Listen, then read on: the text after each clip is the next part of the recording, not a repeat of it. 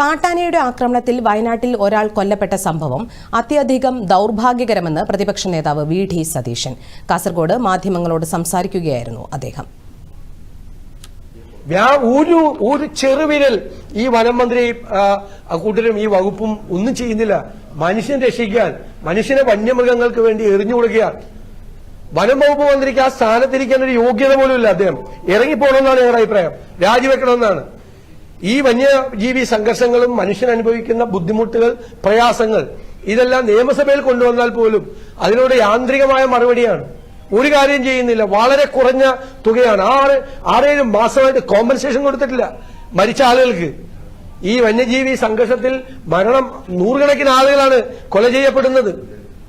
അവരുടെ കാർഷിക ഉൽപ്പന്നങ്ങൾ ഇല്ലാതായി. വന്യജീവികളും മനുഷ്യരും തമ്മിലുള്ള സംഘർഷം സംസ്ഥാനത്ത് രൂക്ഷമായെന്നും സർക്കാർ നോക്കുകുത്തിയായി നിൽക്കുകയാണെന്നും അദ്ദേഹം പറഞ്ഞു.